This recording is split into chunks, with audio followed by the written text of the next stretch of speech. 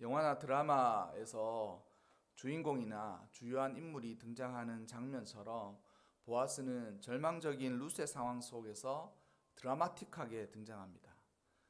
보아스가 등장할 때 성경에서 그를 어떻게 소개하느냐라면 룻기 2장 1절에 이렇게 나옵니다.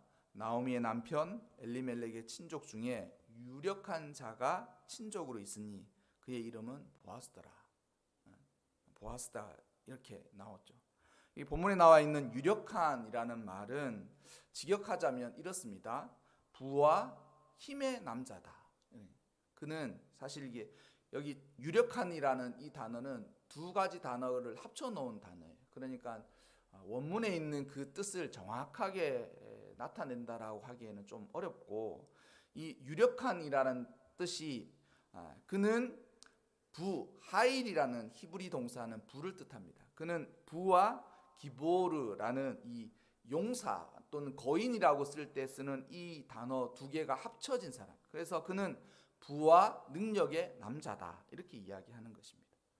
이 본문이 석연치 않아서 여러 가지 역본을 다 봤는데도 이 원문에 있는 것만큼 이렇게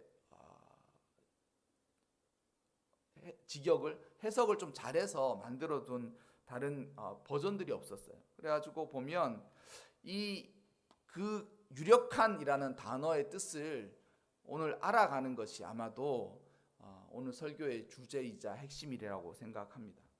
보아스라는 것은 후대에도 이제 솔로몬 시대에도 나오겠지만 성전에 있는 왼쪽 기둥의 이름이 보아스였습니다. 오른쪽에 있는 것은 야긴이고 왼쪽에 있는 것은 보아스라는 거죠. 그만큼 이 보아스라는 그의 이름은 이름도 참 좋고, 또한 그 보아스라는 사람의 지금의 지위와 능력도 유력한 사람이다라는 것을 나타내면서 룻기에 등장하게 됩니다. 그런데 이 보아스라는 사람이 어떤지를 한번 잘 살펴보면 그가 2장 4절에 보아스가 이런 사람이다라고 이야기하면서 룻이 지금 밭에서 이삭을 줍고 있는 그곳에서 정말 실제적으로 보아스가 등장하거든요. 보아스가 자신의 땅 밭에서 추수하는 사람들을 아마도 감독하고 또한 그들이 어떻게 하는지를 보기 위해서 그 밭에 왔을 때에, 베들레헴에 왔을 때에 그가 먼저 그 베는 자, 그러니까 일꾼들이죠. 자기가 그 부리는 일꾼들한테 이렇게 이야기합니다. 여호와께서 너희와 함께 하시기를 원하노라. 하나님이 너희와 함께 하기를 원한다. 이것은 사실 일상적인 대화이자 인사입니다. 그러니까 그들을 축복해 주는 거예요. 자신이 부리는 일꾼들이지만 너희들에게 하나님의 은혜가, 하나님의 축복이, 하나님께서 너희와 함께 하시는 그 은혜가 너희에게 있기를 원한다라고 이야기하자 그들이 똑같은 인사치레이지만 이렇게 이야기합니다. 여호와께서 당신에게 복 주시기를 원하나이다. 사실 이것을 이야기하자면 일상적인 이야기거든요. 그러니까 이스라엘 사람들이 흔히 말하는 샬롬이라고, 하나님께서 평안을 주시기를 이렇게 이야기하는 것처럼 하나님께서 너희와 함께 하시기를 원한다라고 이야기하고, 또 그들의 일꾼들 역시 당신 역시 하나님의 축복을 받기를 원한다라고 이렇게 이야기를 해요. 사실 이 한 절 가지고 보아스의 어떤 진면목을 다 파악할 수는 없죠. 하지만 이후로도 보아스가 하는 행동들을 유심히 보면 그는 단지 돈이 많고 땅이 많고 기업이 많은 사람이나 능력, 그가 힘이 있어서 어떤 일을 마음껏 할 수 있는 그런 이 사람이다라고 적혀 있는 이 성경 말씀의 그 내용하고는 좀 거리가 멀다고 말하기에는 부족한, 성경의 원문의 그 번역을 해석하는 것에는 부족한 그런 것들이 보이는 것입니다.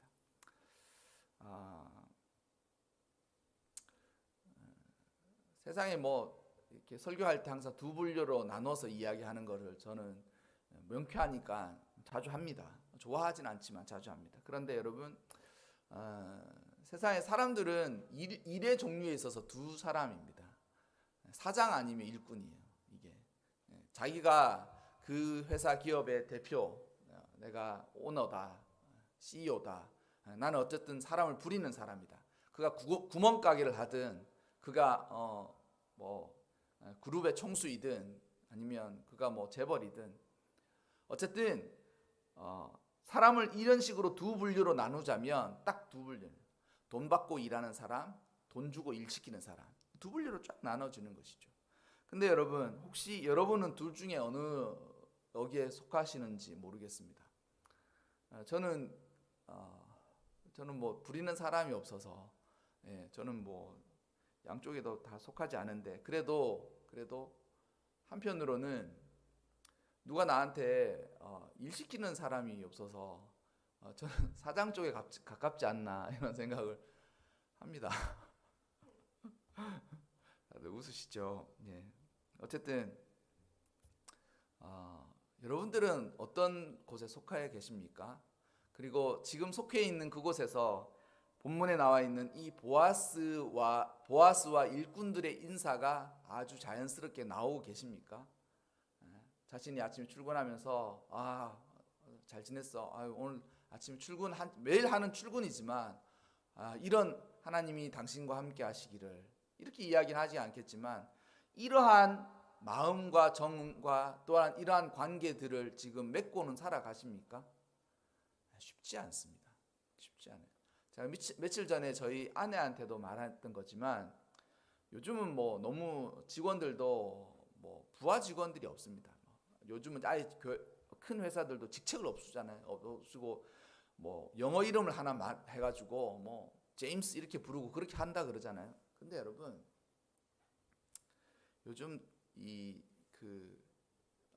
그룹 좀 꽤 큰 회사에서도 직책이 꽤 되는 사람들을 대상으로 그런 것도 교육한다고 해요. 직원들 데리고 밥 먹으러 가자, 밥 먹자 이런 얘기 하지 말자는. 요즘 제가 보니까 그런 게 아예 거의 사라진 것 같아요. 모시고 가서 밥 먹는 일은 정말 아주 안 바뀌는 조직들이나 이렇게 영전하다시피 해서 모시고 가서 점심을 먹지 점심때 되면 알아서 후루룩 나가는 거예요. 그리고 그런 직원들을 배려한다고 회사에서 직책이 있는 사람들한테 점심시간에 직원들한테 오늘 뭐 먹으러 가나? 뭐 먹지? 자기랑 같이 밥 먹자 이런 이야기 하지 말라고 한다는 거예요. 그래서 제가 생각해 보니까 요즘 부하 직원으로부터 가장 인정받고 부하 직원으로부터 가장 칭찬받는 것 중에 하나가 부하 직원이 뭐 부장님 오늘 식사 같이 하실래요? 이런 이야기를 듣는 부장이나 팀장이면 정말 듣기 힘든 칭찬이라고 생각된다는 거예요. 저랑 같이 식사 같이 하시죠. 뭐 이런 이야기들. 여러분 보아스가 별것 아닌 인사이지만 여기 보아스의 인품에 대해서 뒤로 가면서 그의 말과 행동, 그의 중심이 어떠한지를 알 수 있는 좋은 출발점이 어디냐면 보아스가 그 땅에 와서 처음 건네는 그 인사와 그 인사의 화답들이에요. 하나님이 너희들과 함께하기를 원한다. 그리고 그들 역시 그 받은 인사 그대로 그 축복이 당신에게도 임한다. 사장님들은 이러한 인사들을 하고 계십니까? 자기가 부리는 직원들에게 이런 이야기를 하면 직원들이 진심으로 당신도 그렇게 했으면 좋겠다라고 인사를 받는지 모르겠습니다. 일꾼들도 마찬가지죠. 자신이 이러한 인사를 받았을 때 마음을 진짜 그냥 솔직한 마음으로 당신도 같은 그런 은혜가 있었으면 좋겠다. 이런 이야기가 쉽지 않습니다. 쉽지 않아요. 희한하게도 월급 주는 사람도 그렇고 월급 받는 사람도 그렇고 쉽지 않다는 거예요. 근데 여러분 보아스는 이런 면에서 자세히 생각해 보면 남다르지 않습니까? 그런데 좀 더 살펴보면 보아스는 그의 말뿐이 아니라 그의 인품에서 어우러져 나온 말이 이 몸에 배어져 있는 사람입니다. 보아스가 자신의 밭에 가서 베들레헴의 자신의 밭에 가서 이렇게 보니까 룻이 거기서 막 이삭을 줍고 있거든요. 그 이삭을 줍으니까 대번에 눈에 띄지 않겠습니까? 그래서 이방인인 저 여인이 누구일까라고 생각하고 그의 사환 젊은 사람한테 물어봐요. 자기가 데리는 밑에 젊은 사람한테 저 여자가 누구냐 이렇게 물어보니까 그 소년이 자세하게 이야기합니다. 룻이라고 나오미 따라온 이방 여인이고, 근데 그가 아침 일찍부터 와서 여기서 이삭을 주우면 되겠느냐, 죽게 해달라라고 해서 하루 종일 점심때 잠깐 자기 시모를 보러 간 일 이후로는 계속 엎드려서 그 이삭을 줍고 있는 여인입니다라고 이야기하는 것이죠. 그리고 나서 그 사정을 알고 이 보아스가 룻에게 이야기한 것이 지난주 설교의 본문이었습니다. 지난주 설교 당연히 들으시면 알겠지만 룻을 보아스가 부르죠. 부르면서 이렇게 친근하게 이야기해요. 내 딸아 이렇게 이야기하면서, 물론 이러한 단어들은 아주 상투적인 단어일 수 있어요. 내 딸아, 내 아들아 이렇게 이야기하는 것들은 상투적인 건데, 그의 말이 이렇습니다. 이삭을 주우러 다른 밭에 가지 마라. 여기 밭에서만 주우라. 이렇게 이야기하는 거죠.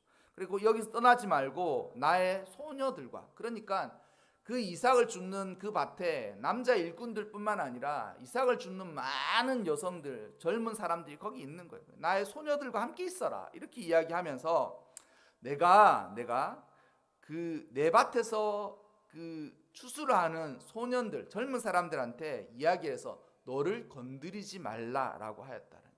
그리고 목이 마르면 그릇에 물을 길어 온 것들이 있으니 그것을 소년들과 함께 마시라는 거예요. 그러니 이 일을 들은 룻이 자신에게 이러한 인애를 베푸는 보아스가 너무 감사할 뿐만 아니라 놀라운 것이죠. 근데 그런 놀라움에 당신이 어떻게 이방 여인에게 나에게 이런 은혜를 베푸십니까? 인애를 베푸십니까? 이렇게 이야기하니까 이미 보아스는 룻에 대한 이야기와 정보를 빼곡하게 알고 있는 거예요. 빼곡하게. 그러니 이런 부분에 있어서 보아스는 자기 혼자 잘 먹고 잘 살겠다는 사람이 아닌 거예요. 그리고 이러한 소문들이 벌써 보아스도 알고 있었는 보아스가 아니 어떻게 그런 일을 할 수 있었을까라고 생각하고 있었던 거죠.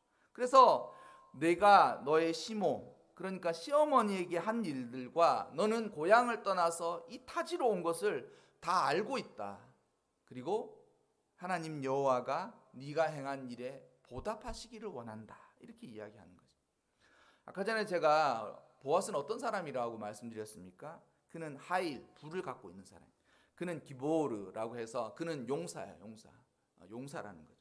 근데 여러분, 오늘 제가 읽었던 보아스의 인사, 보아스의 말, 보아스의 품성을 보면 이거는 단지 그 사람이 돈이 많은 사람이다. 그 사람은 능력이 있는 사람이다. 그 사람은 권력이 있는 사람이다 라는 것을 이야기해 주는 것 이상의 사람이라는 거죠. 여러분, 합당한 인품을 가지지 못한 채 권력을 가지고 있는 것만큼 위험한 일이 없어요.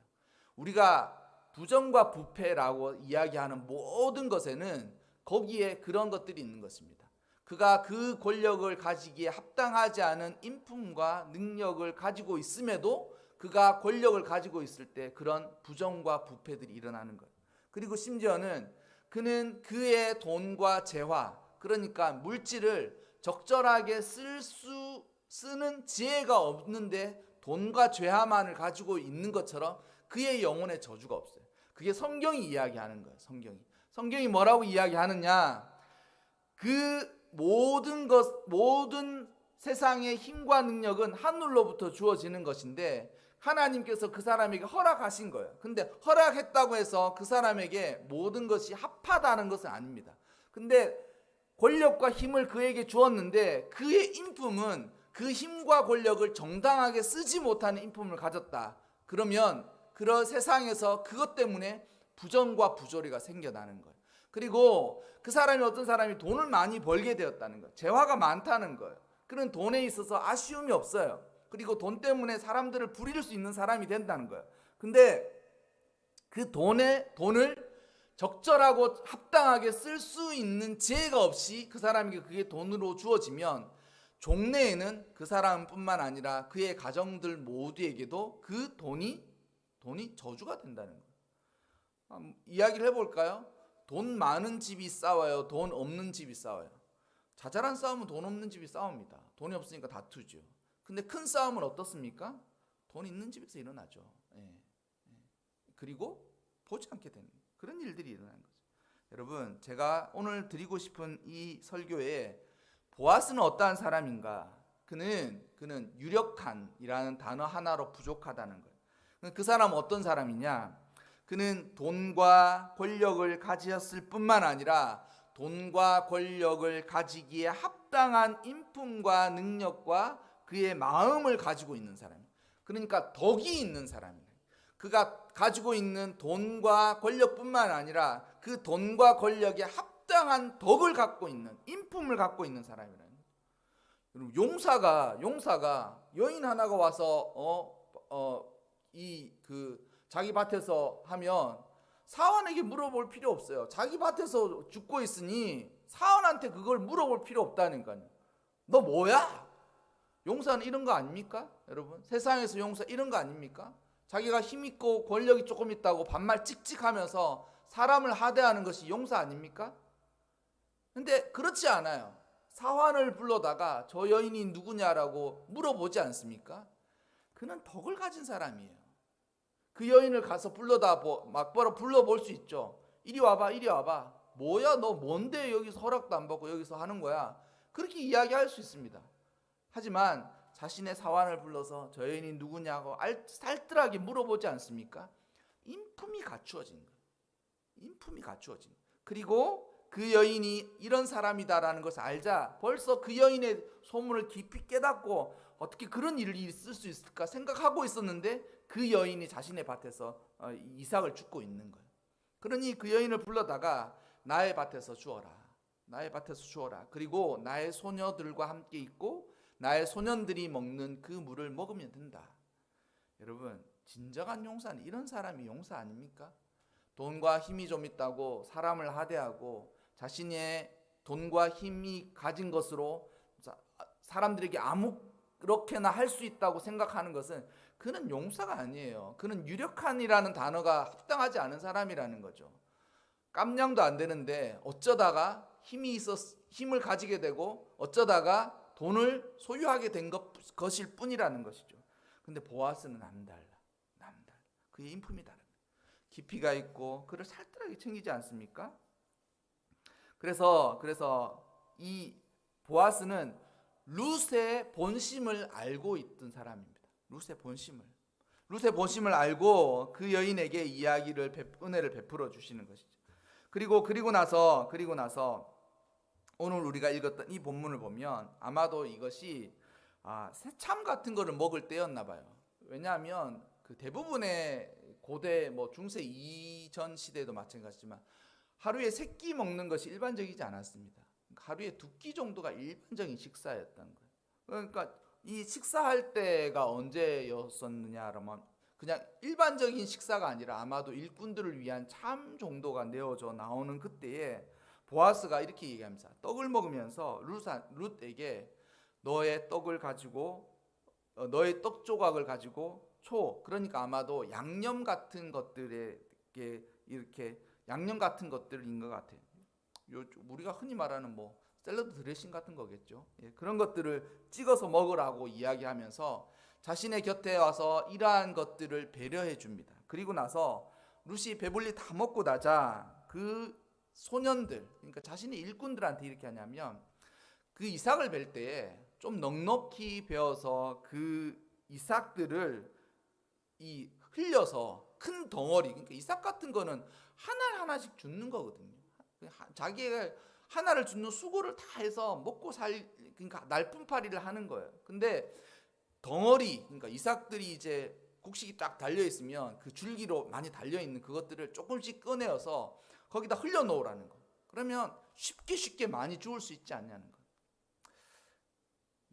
그 보아스의 이야기는 뒤로 쭉 이어져서도 보면 이 사람은 단지 힘과 능력을 가진 유력한 사람이다라는 단어에 부족할 만큼 합당한 인품을 가지고 있고 그의 마음 안에 덕이 있어요. 덕이 있어요.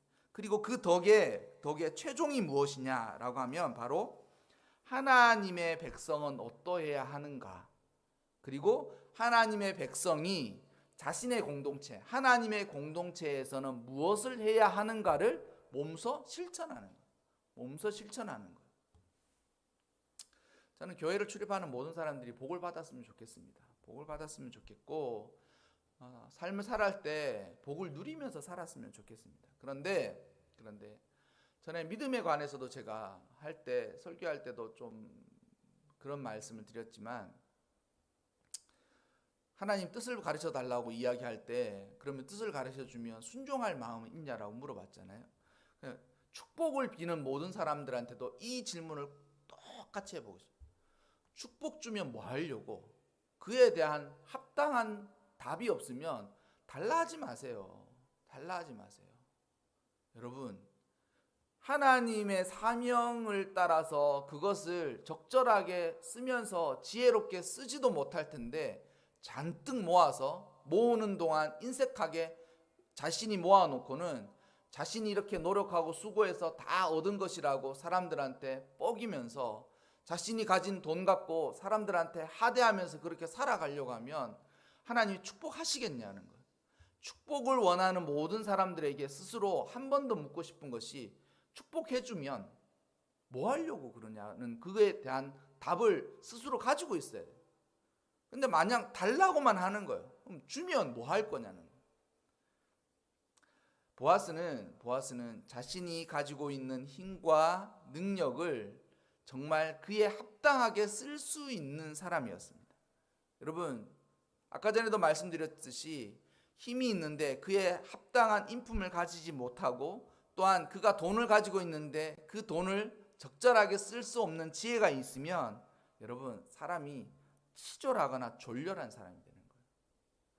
여러분, 믿음에 따라 하나님의 축복을 받기 원하시죠? 하나님께서 여러분들을 축복해 주셨으면 좋겠습니다. 그런데 그 축복에 있어서 하나님의 그 축복이 과연 어떻게 쓰이기를 원하면서 여러분 그 축복을 달라고 여러분들은 이야기하시는 것인지 스스로 답해하셔야 되는 거예요. 보아스는 룻에게 왜 이렇게 하느냐? 그가 젊은 여자라서 그가 자신의 뜻대로 할 수 있는 사람이라서 그렇게 하는 게 아니에요. 보아스가 그렇게 하는 것은 자신은 하나님의 백성이고 룻은 믿음을 따라 하나님의 백성에 들어온 사람이라고 생각하는 거예요. 비록 이방 여인이지만 그래서 그 이방 여인이 믿음을 따라서 살아가는 그 이방 여인에게 자신이 어떠한 삶을 살게 해 주어야 할지에 대해서 그러한 것들을 하게 되는 것이죠. 그러니까 하나님의 백성은 누구냐? 믿음으로 하나님을 따르는 모든 사람은 하나님의 백성이다. 그리고 하나님의 백성은 어떠해야 하느냐? 하나님의 백성은 믿음을 따라서 살아가는 공동체를 위해서 어떠한 일들을 하는 것이 하나님의 백성인지를 잘 깨닫고 살아가는 거예요. 깨닫고 살아가는 거예요.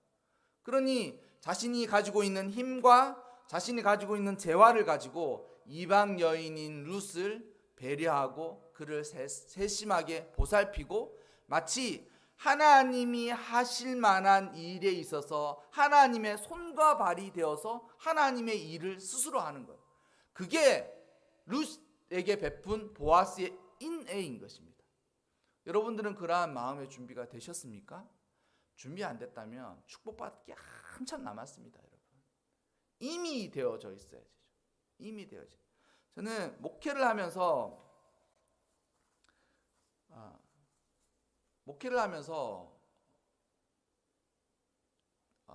처음에 목회를 할 때 하나님이 목회를 할 때 저한테 그런 감동을 주셔가지고 제가 마음을 확고히 먹은 것들이 있냐면 너를 낳아준 부모는 이제 너의 부모가 아니다 이렇게 얘기하시더라 하나님이. 그래서 부모에 대한 미련과 그런 것도 이제 내버려 놓고 너가 사역하는 공동체가 곧 너의 가족이다 이렇게 얘기하시더라고요. 그래서 제가 사역 한 2년 정도 하고 나서 그 마음을 확고히 가졌어요. 그래, 이제는 내가 사역하는 공동체가 나의 그 가족이다라고 생각을 했습니다. 그래서 정말 그렇게 섬겼어요. 가족처럼 섬겼어요. 나이가 많으시면 형처럼 섬기고 나이가 많으신 분들은 형이나 그러니까 형제처럼 섬기고 나보다 연배가 훨씬 많으신 분들은 부모님처럼 섬겼습니다. 그리고 밑으로 나이가 한참 조금 어리면 동생처럼 섬기고, 한참 어리면 정말 삼촌이나 조카처럼 제가 그렇게 섬겼습니다. 그러니까 하나님께 그때 얘기하시기를 뭐냐면, 너는 이제 너의 공동체에서 먹고 입게 될 것이다, 이렇게 얘기하시더라고요. 공동체에서 먹고 입게 될 거라고. 근데 하나님 그 말씀이 진짜 맞아요.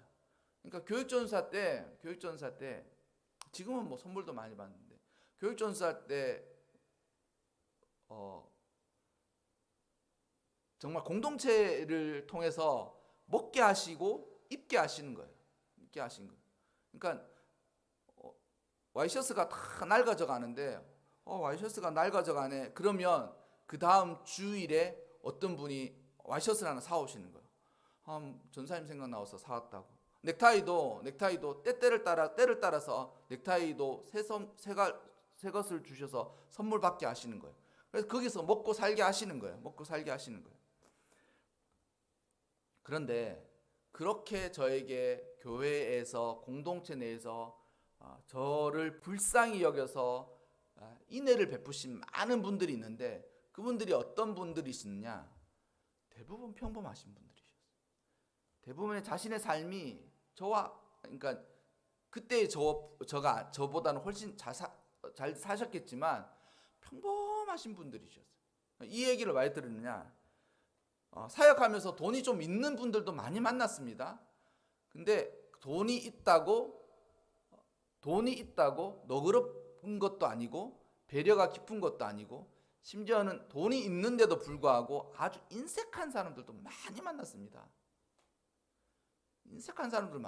그래서 보면 누가 사랑을 베풀고 저에게 은혜를 베풀었냐면 평범한 사람. 월급을 타고 열심히 일하고 모으고 저축하고, 그 중에서 일부분을 떼어서 때를 따라서 이 불쌍한 교육전사였던 저를 섬겨주신 거예요. 그런 섬김을 받으면서 살아갔던 거예요. 제가 오늘 이 설교를 하면서 여러분들 모두 보아스를 닮아가시기 바랍니다.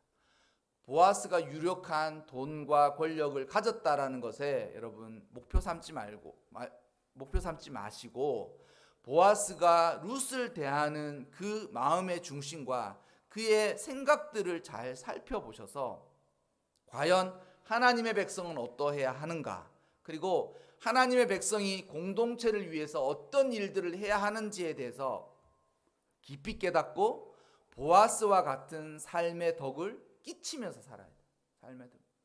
돈 축복하시면 하나님 물어보신다는 거예요. 네가 가진 그 돈으로 뭐 하면서 살았냐? 해외여행 갈 수도 있죠.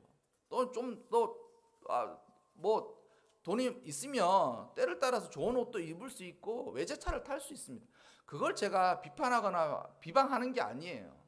하지만 그의 삶이 그에 합당하냐는 거예요.